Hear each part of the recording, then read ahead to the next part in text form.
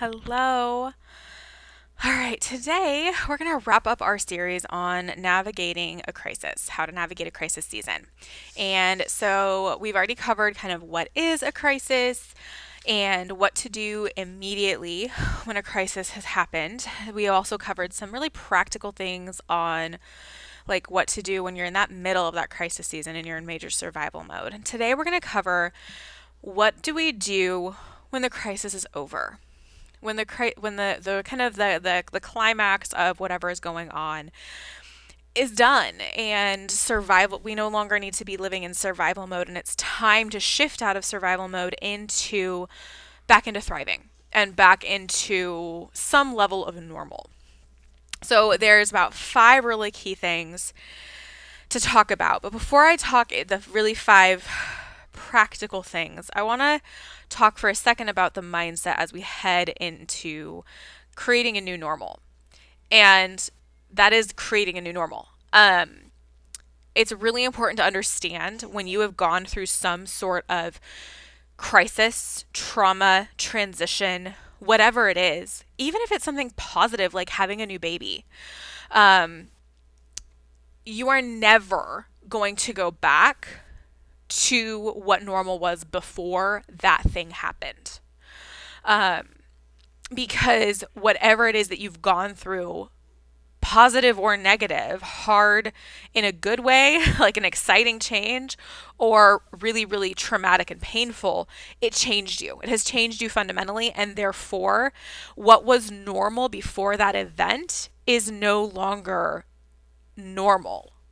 There may be going back to some elements, but really, it's going to be a new normal. And I was just talking to my grandfather this weekend about this concept of establishing your new normal. And my grandfather's a scientist and he works for Lockheed Martin. And we were talking about this, and he said that at his work, they have the same concept of like when things change, you establish a new normal. But that their attitude and belief about it is always that the new normal is better. It's different, but it's better because as things change, ideally, you're growing and shifting and changing along with that. And so I loved that when I was talking to him, like as we establish a new normalcy. Because going along with what we talked about at the very beginning of this series about how we can choose to let a crisis make us bitter or better, if we choose to let that crisis make us better, our new normal is going to be better than our old normal. Because we have grown as a person and therefore we as a person are better. That doesn't mean we're not going to look back with nostalgia. It doesn't mean we're not going to kind of maybe wish things didn't have to change, because you know what? Sometimes change sucks. It just does. But it does give us kind of something to look forward to as we step into establishing what does normal look like for me now? Okay. And one thing that's really important is to understand that it's going to be different, it's going to be new. And that's okay. It is okay if everything ends up shifting. And we're going to and that really kind of goes straight into number 1. The number one thing after the crisis is over. I call it for myself as this is the season I'm in right now. This is the stage I'm in personally. Is I like calling it like kind of the reemergence. Cuz see, sometimes we're in a crisis, we kind of go into like not a hibernation mode, but almost like kind of like an introverted isolation mode a little bit. Um, and we kind of hunker down and survive, right? We're hunkering down and surviving, almost like a hibernation, isolation kind of situation when we're going through a crisis. And so and that's totally fine. That's kind of part of it, is making sure that you're protecting your space and in a place where like you and your family are protected and able to survive and function the way that you need to in the season you're in. So kind of because it can be like that, kind of a little bit more like an inward thing when we're going through a crisis. When it's time to start getting back into establishing what new normal looks like for your family and yourself, I kind of am calling it the reemergence. It's kind of like I'm reemerging into society, I'm reemerging into life. And there is a feeling where it kind of feels like that. After you've been through a crisis, it's this very interesting thing and feeling. And if you've been through this, you know, because you get back into the world, and especially if you've gone through something that's just earth-shattering and completely changed your life, with like a death or of a loved one or a severe illness or a job loss, the type of thing that's just completely just kind of shattered, upended, flipped upside down your life. Going back, kind of stepping back into the real world can be hard and kind of jarring because the world goes on. Our entire world feels like it might have been completely shattered and upside down, but everyone else around us is just carrying on with their lives, as they should, because the world doesn't revolve around us. But it can feel very jarring. And it can be challenging too, because as you start to reemerge and establish what is normal for you, you might have some people who you might make changes, and that might have be something that people around you don't like. Because as you grow and change as a person, you're going to start making different choices, and that might make other people uncomfortable. And that's okay. What's really important as you're coming out of a crisis and learning and growing and transitioning into your new normal is really step one: assess and prioritize. See, like I was just talking about, a crisis will often completely shift how we live our lives. Whether that's a job loss where we no longer have stable income, and let's say maybe now we have a new career path because we found a new job, or our husband has a new career path because he found a new job, or whatever it is, right? Like now we have income again, but it's different. Our schedule is different. The job is different, whatever it is. Or it's the loss of a loved one. Nothing like, honestly, I feel like there's nothing like losing a loved one to make you realize how fragile life is and how important the time with the people you do that are still here with you is. That's been my experience as losing my daughter. Losing is a bad word because I know where she is, but her dying, her leaving this earth, leaving Earth and heading and going to her eternal home has been so just created such a awareness of the fragility of life and how important it is to really make every moment that I have with my children that are living count. And that has, for me, that's one of the ways that my priorities, I've always prioritized my children, but in a different way.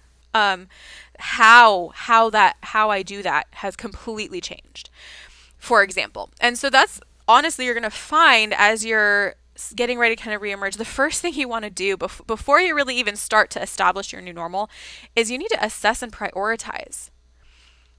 This crisis has changed your life, which means you can't just like jump back in the saddle of what you used to do and how you used to do it. Probably. You're probably going to need to shift things. You might find that when you try to jump back in to whatever your old patterns, routines, and habits were and how you lived your life, it just doesn't fit anymore. And it shouldn't. You've grown. You're a different person now. And so now getting clear what's working, what's not working, what needs to shift to work for your life better now. And prioritize. What are your priorities? See, priorities shift over our lifetime in general. The priorities of an 18-year-old college student are very different from the priorities of a 25-year-old person with a career, or from a 30-year-old person who's married with children, or from someone who's 40 and has, a couple kids and maybe a business or a job or whatever, versus someone who's 60 and has grandchildren. Like, priorities over life shift, period. They do, season to season. I've personally found that every 6 months to a year, priorities shift a little bit. And so taking the time to assess what are my priorities right now in this season. This isn't, and it doesn't have to be permanent. Here's the thing, as we make these shifts and figure these things out, they're not like, this is the way it's going to be for the rest of my life. If you think that, you're in for a very rude awakening. This is what it's going to be for the next 6 months to a year before something changes and you shift again. Life is shifting and changing and growing. And if you're not growing, you're dying. So if you're doing the same thing you have always done day after day after day, and you have the exact same priorities you always have for the last 10 years, it might be a time to take a really long, hard look at your life and figure out, are you really, truly growing? Or are you complacent and stagnant?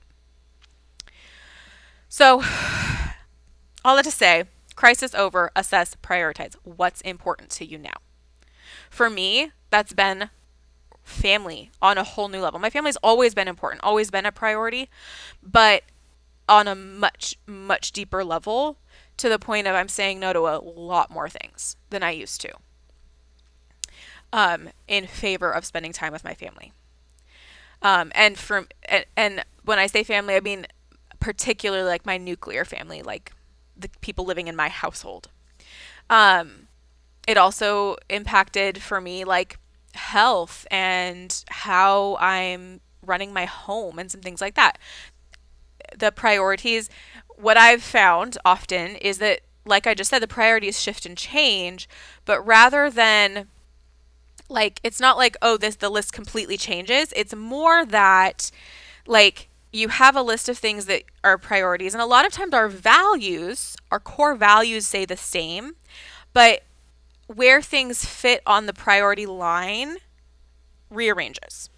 Okay? So take the time to really assess where you are there.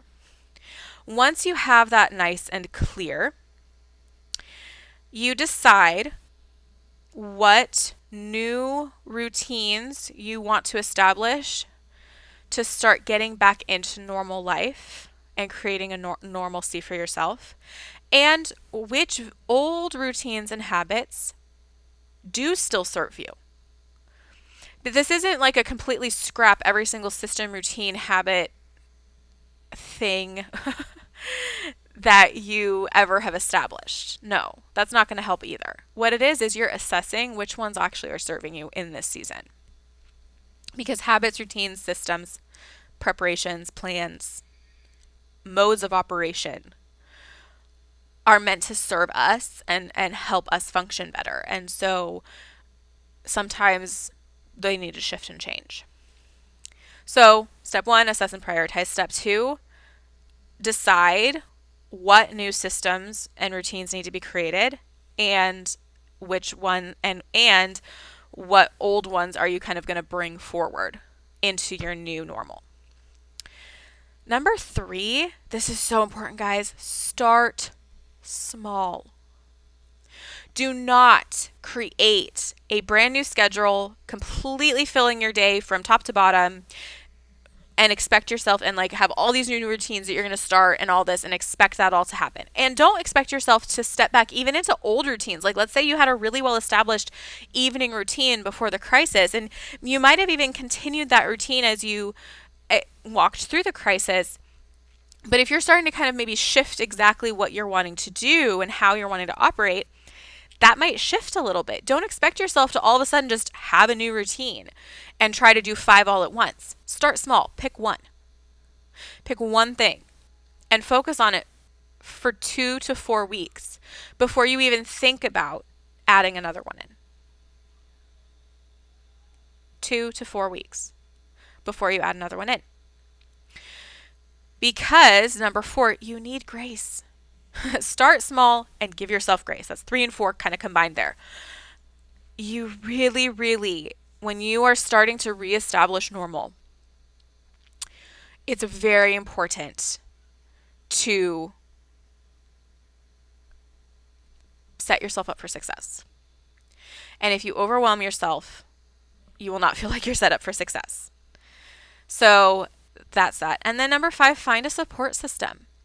Maybe this looks like plugging into some sort of a coaching program or a challenge where there's a group of people who are taking it small, step by step, and maybe establishing. I'm in favor a lot of times of like kind of stepping into some sort of a routine or habit challenge that's small, not something that's going to be huge and overwhelming, something that's either self-paced or something that is intentionally drawn out to be a little bit longer, to give yourself time to actually establish those routines and habits and figure out what does and does not work for you.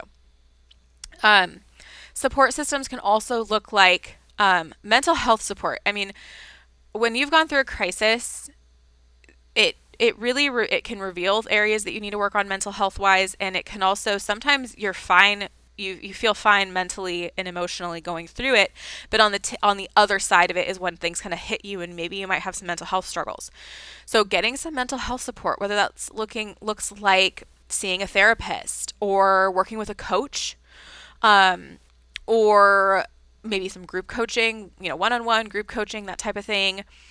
Connecting with friends who build you up and help you kind of grow, and not wallow in the pit friends, but friends who are empathetic but also call you to be your best self, and support you in that way.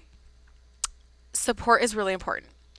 And we talked last week about like reaching out and communicating when you need help. Part of that is trying to be as self-aware as possible and identifying like, hey, maybe I need a little bit more help than just my friend, connecting with my friend via text every few days. Maybe I actually do need to like work with a coach to have them help me like sort through my thoughts and work through what, my thoughts around what happened and how I'm feeling and all those things. Maybe I need to see a therapist and do some like even like some like deeper work on like healing some past traumas that maybe I'm seeing come up again. Whatever it is, in that way, that's important. So those are really the 5 key steps in the reemergence process: is assessing and prioritizing, deciding what new routines you're going to create and which old ones you're going to bring forward with you, starting small, do not overwhelm yourself, giving yourself lots and lots and lots of grace. And give the people around you grace, because especially as you establish new routines, new systems, new priorities, what is and is not important to you. If that is dramatically different from what used to be important, if you kind of make some dramatic changes in how you operate, it's going to piss people off. Because the people who benefited from you operating the way that you used to operate are not going to be happy when you change. And this is like whether you've been through a crisis or not, okay? This is personal development 101. The minute you choose to grow as a person and make changes and prioritize healing and growth and being, just improving as a person and growing, there's going to be a whole lot of people around you who probably are going to get really, really frustrated with you, and maybe you might even lose relationships because of it. It happens. And it sucks. It sucks. It's really hard. Believe me, been there, done that. I've had multiple friends who totally stopped talking to me literally because I no longer complained and I stopped being depressed. Like, I didn't have depression anymore and I was happy again. So, yeah, like it's hard. So, but that's okay. It's part of the process. And what's really important is making sure that you're doing what the Lord has called you to do for your family in the season you're in, and trust Him with the rest. I've had friends who walked away and didn't want to talk to me anymore after I stopped being depressed and anxious all the time and started being joyful and peaceful all the time. And they're like, I don't want to be around you anymore, which seems weird, right? But then they kind of come back around a few years later and are like friends with me again. So it just happens. All that to say, those are the key things. So I hope this was helpful and encouraging. One thing I do want to share with you as well, if you've made it this far, is I'm starting in a couple weeks. I'm actually going to I'm going to be running a challenge, a habit and routine forming challenge and time management. Because a huge part of reestablishing normal is figuring out how we manage our time. So I'm going to be running a challenge starting the first week of April. And I'll be sharing more about that in the next couple weeks, kind of a little bit more detail about what to expect and some really fun free downloads and things I'm going to be giving away. Um, but that's coming up. So if you're kind of in a season of transition, crisis, kind of in that similar season of kind of that reemergence, needing to reestablish what is normal for you, this is for you. This is going to be a nice, nicely paced training challenge on how to. It's not going to be just a list of like do this, this, and this. It's going to be more of a training on how do you figure out what works for you, because there is no cookie cutter. There's no cookie cutter time management system. Every person's different. There is no cookie cutter habit routine, magic formula, magic pill that's going to make everything perfect in your life. Just follow steps A, B, and C, and everything's going to go great. That's not how that works. Each person's different. Each family is different. Each household is different. And so there's principles that are the same. And then how you apply those principles. That's the key thing is great, here's the principles. Those are going to be the same. But what it looks like applied in your life is going to be different than what it looks like applied in my life. Because how the principles are applied is going to vary depending on priorities, preferences, demographic, lots of different things. So that is what the training is going to be about. Is it's going to be a challenge for the month of April, and we're going to be having weekly training videos just like this, talking about a principle and how to and the process for figuring out how to apply it for your life so that it actually works. So there'll be more details about that in the coming week or two between now and the beginning of April. So I will talk to you guys later. If this was helpful, please share this with your friends and hit the like and subscribe button so that other people can find this and be supported. Have a great day. Bye.